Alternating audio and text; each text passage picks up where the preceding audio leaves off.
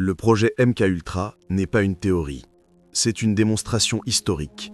Des agences ont décidé d'expérimenter sur l'esprit humain pour le briser, le réécrire, le transformer en instrument. La CIA a investi des ressources pour découvrir comment effacer des souvenirs, dissoudre une identité et recréer un sujet obéissant. Leur but ?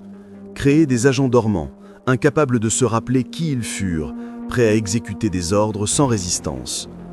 Ce que je vais te décrire maintenant, ce sont les étapes réelles de cette mécanique et la manière dont ces principes survivent, atténués, autour de nous aujourd'hui.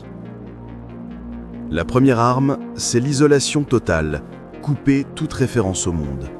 Mettre quelqu'un dans une chambre noire, sans repère temporel, sans contact humain régulier, parfois pendant des jours ou des semaines. Privé de stimulation, l'esprit commence à se déliter.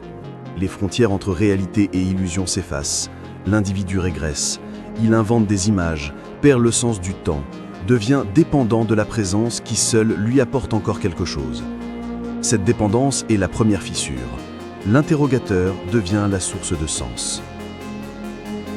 La seconde arme, c'est l'épuisement et la confusion. Une privation calculée de sommeil, des sons répétés, des lumières agressives et des interrogatoires menés par équipes changeantes qui contredisent leurs propres questions. Tout est fait pour dérouter le cerveau, pour rompre la cohérence narrative qui te permet de rester toi-même. Quand ton esprit ne peut plus assembler les pièces, il s'effondre. La logique cède la place au besoin immédiat d'apaisement.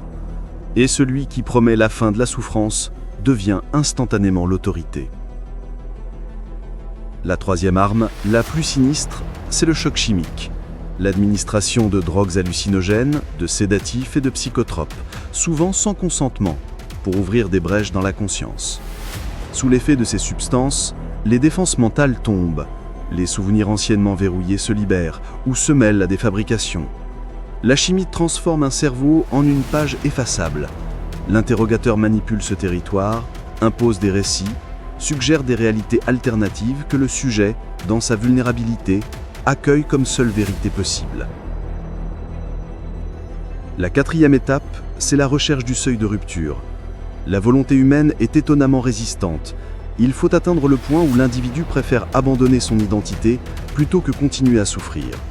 On crée une situation où la survie, retrouver sa famille, cesser la douleur, semble dépendre d'un acte d'obéissance psychologique. Accepter la version que l'on te présente. À ce moment, la personne opère un suicide psychologique. Elle renonce à son ancien récit pour adopter celui de l'interrogateur. La résistance meurt, l'obéissance naît. La cinquième phase est la reconstruction, la création d'une identité factice, conditionnée par récompense. Le vide laissé par l'ancienne personnalité doit être immédiatement comblé. On introduit un récit simple, facile à retenir, et on renforce chaque acceptation par une récompense minimale. Un peu de nourriture, 1 heure de sommeil, une lumière allumée. Obéir devient la voie vers le confort, désobéir, la promesse de la douleur. Ainsi naît le candidat manchou, un individu reprogrammé qui associe sa survie à l'adhésion au récit imposé. Comprends-le bien, MKUltra n'était pas uniquement chimie et chambre. C'était un protocole intégré, isolement, fatigue, drogue, humiliation, puis réhabilitation instrumentale. Et ces principes n'ont pas disparu. L'isolation, aujourd'hui, peut prendre la forme d'un débit d'informations contrôlé. L'épuisement peut être émotionnel, surcharge de travail, crise, manipulations affectives. La chimie peut être subtile, privation de sommeil, stimulation numérique, addiction. Le seuil de rupture se construit par l'usure quotidienne. La reprogrammation s'opère par la récompense sociale, approbation publique, validation, petite faveur qui incite à la conformité. Ta protection est simple dans l'idée, mais difficile dans la pratique. Tiens des ancrages externes. Tiens un journal, physiquement ou dans ta tête, des faits vérifiables. Maintiens des relations diversifiées qui peuvent contester une narration unique. Ne laisse jamais une seule personne ou une seule source devenir l'unique fenêtre sur la réalité. Et surtout, préserve ton sommeil, ton corps et ta capacité à penser de manière cohérente. Ce sont les remparts contre l'effritement psychologique. En bref, MKUltra a montré que l'esprit peut se briser, mais il a aussi montré comment le reconstruire et comment, une fois reconstruit par l'autre, il obéit.